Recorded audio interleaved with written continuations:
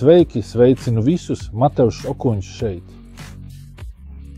Sirsnīgi sveicu jūs Librelurs kanālā, kur šodien parādīsim mūsu jaunāko mānekli Gobio. Gobio šobrīd ir pieejams vienā izmērā, tas ir 7,3 kaulas, jeb 186 un sver 40 grami. Iepakojumā ir viena vienība. Šobrīd ir pieejami 12. krāsas, kuras jums tūlīt parādīsim. Un, kā jau minēju, šis ir māneklis, kas paredzēts tikai un vienīgi vertikālai makšķerēšanai.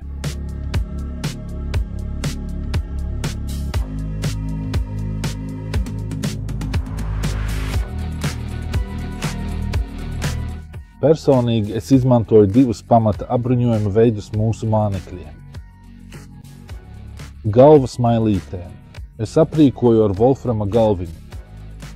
28 gramu galviņu kopā ar āķi uz biezas samupītas auklas, lai māneklis nekļūtu pārāk stīvs, bet tas ir tikai tad, kad izmantoju ļoti plānas auklas.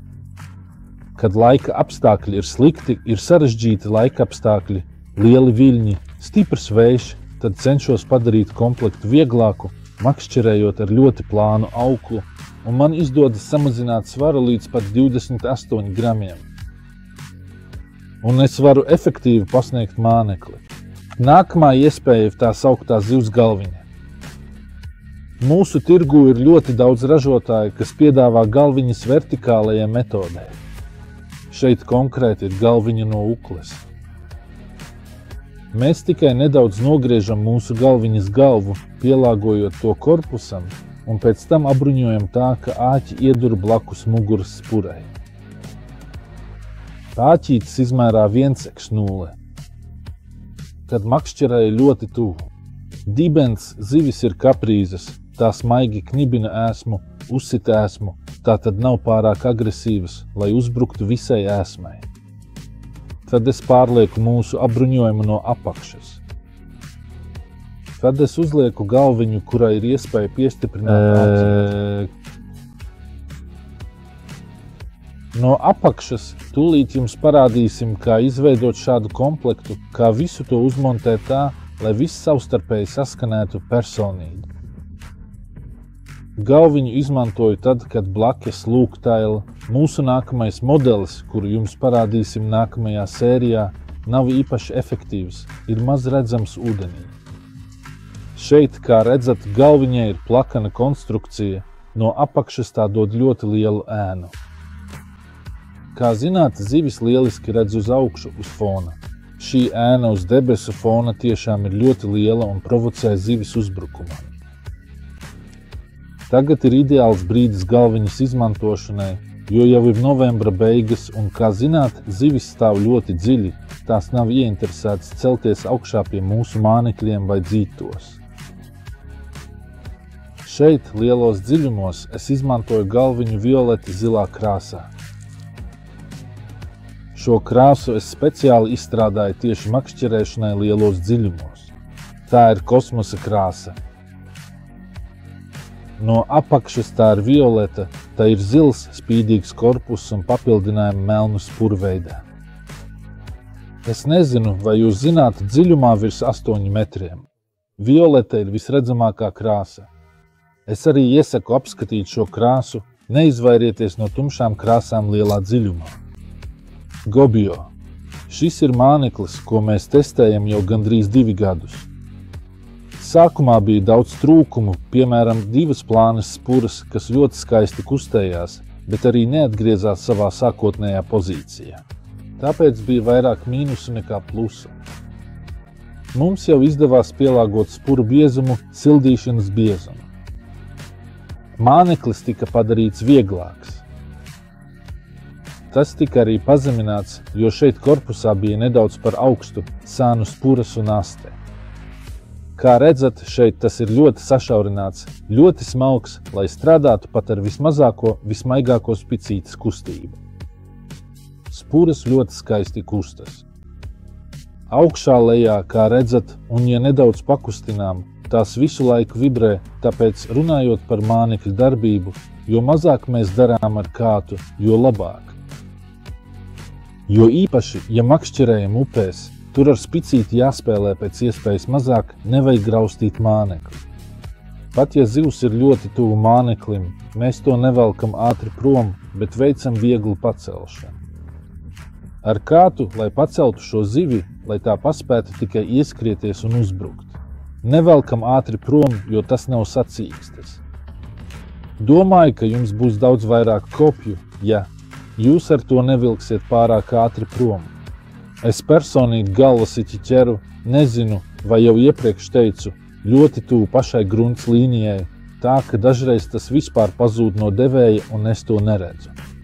Kad zandarti ir cieši pielipuši pie grunts, bieži vien pat neredzam kopi, ir tikai spēcīgs kā trāviens, ļoti spēcīga kope, un tad jūs varat uzsist, nevis uzlikt āķi uz muguras, bet apgriezt un iesist to vēderā, jo tad māneklis ir ļoti zemu virs grunts. Mums ir 3 žuburis āķis, un tas zandarts tikai pieskrien klāt, bieži vien uzsit mums pa gumiju. Tāpēc labāk ir pārlikt āķi no augšējās cilpas uz apakšējo cilpu un iedzīt to vēderā. Tāpēc pamēģiniet. Tagad tūlīt jums parādīšu, kā, piemēram, var uzmontēt mānekli, nogriežot galvu un ieskrūvējot svina vai zivju galvas skrūvi. Starp citu, aprakstus atradīsiet mūsu katalogā ar ieteiktajiem 3 žuburu āķiem, svaru un slodzi. Šis galviņzivs labi strādā jau no 50 gramiem. Ļoti labi, tas ir stabils. Var arī vieglāk, es pats makšķerēju pat ar 28 gramu volframa galviņu, bet tas ir stāvošā ūdenī un bezvējā. Tāpat visu informāciju atradīsiet mūsu mājaslapā. Šeit, kā redzat, mums ir dažas lietas pareizai mānekļu uzmontēšanai. Tā ir džiga galva zivs galvas formā, kā jau iepriekš minēju. Regulāra apaļa cirtaina galva. Enkurs ar 0,50 pinuma stiegrojuma. Ēsmu maigi pielietojiet, lai tie netiktu sastinguši. Es nezinu, vai es tev to teicu. Ķeršanas āķis. Un volframa galviņa, kurai iepriekš nogriezām āķi. Varbūt sāksim ar galviņas stiprināšanu pie džiga zivs galvas formā.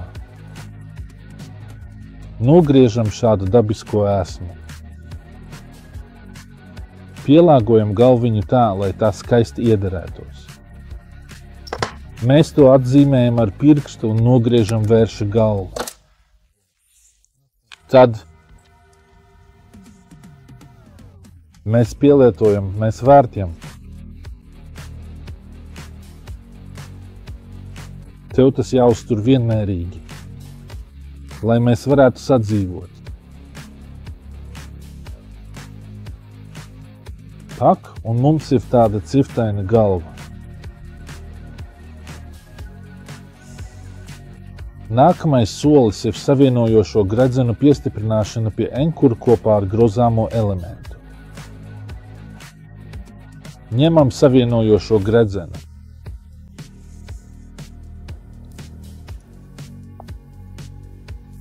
Un piestiprinām pie gredzena.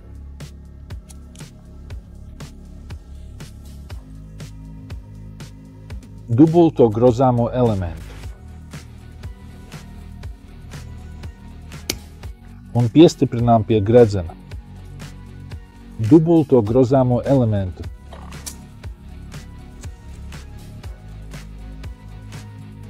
To var darīt ar speciālu gredzenu instrumentu. Es esmu pieredzis to darīt ar knaiblēm. Man tas sanāk daudz ātrāk nekā ar gredzenu instrumentu. Kad mums ir grozāmais elements, mēs to varam nekavējoties piestiprināt pie cilpiņas galvā. Vispirms tagad mēs piestiprinām otro savienojošo gredzenu pie šī šarnīra kopā ar enkuru. Tagad mums ir enkurs.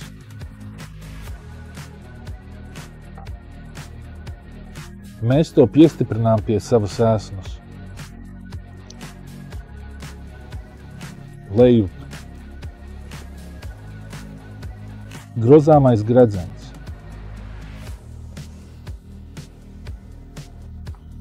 Un mēs uzstādījām ķeršanas āķi.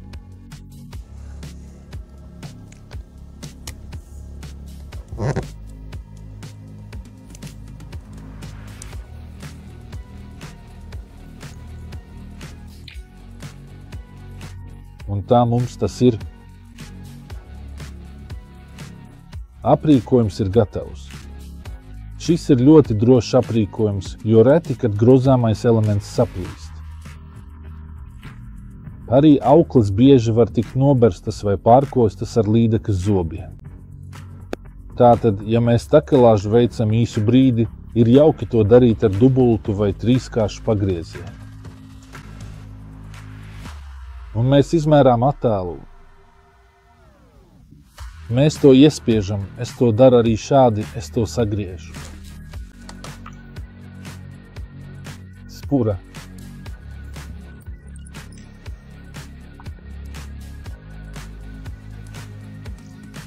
Es piestiprinu enkuru, lai es justos labi. Viņa to ielika šeit.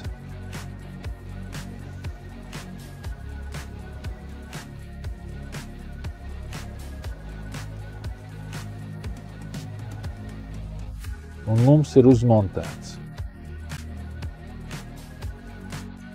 galviņzivs. Tagad mēs jums parādīsim parastu svina galviņu kopā ar ieskrūvējumu stiprinājumu. Es izmantoju šinētu. Pieliekam un ieskrūvējam šo konkrēto šinētu ēsmai.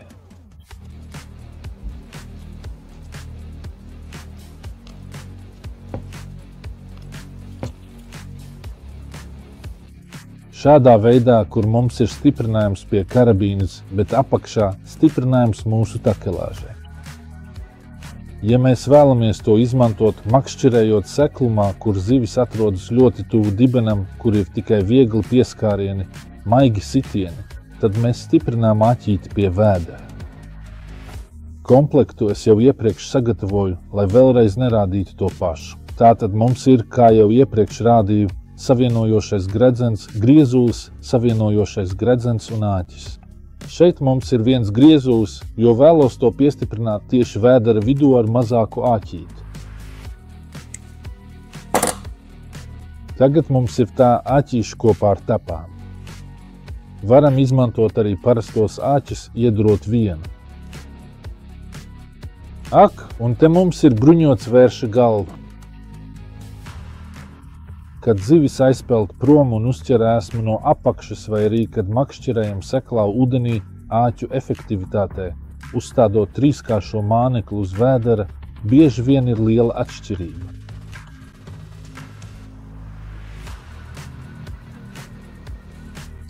Tagad mums ir mans pastiprinājums. Īpaši viegls.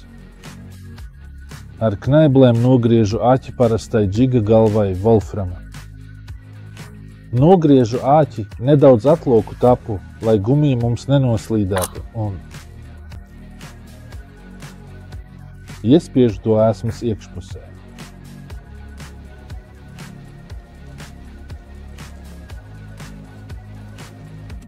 No šīs puses varam pielīmēt, piespiest un paturēt. Es jūs ar to neapgrūtināšu. Un tad, kad galviņa ir iedurta, ņemam trīskāršo āķi, parastu, klasisku vai arī to ar tapām. Šeit man tieši ir klasiskais jau sagatavots. Uzsieta pīte 0,50, mezgls bez mezgla ap kātu un īsts pavadiņš.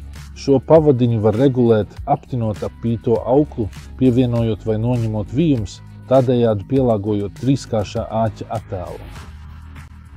No priekšējās cilpiņas, mūsu māneklī. Tātad mēs to varam uzlikt.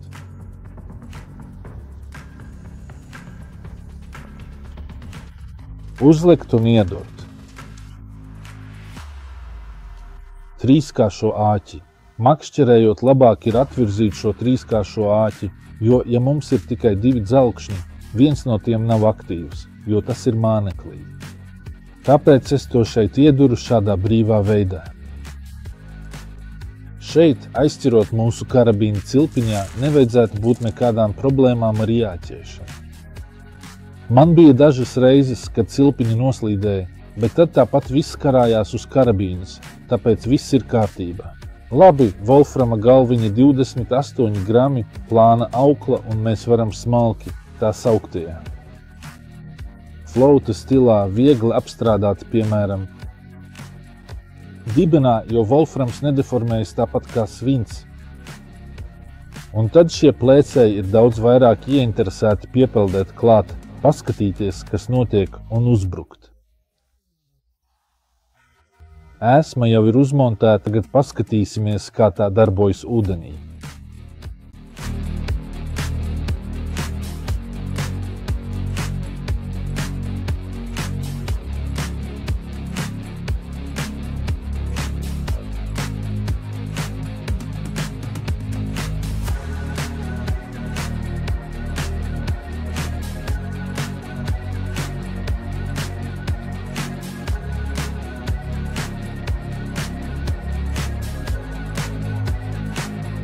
Paldies, ka skatījāties!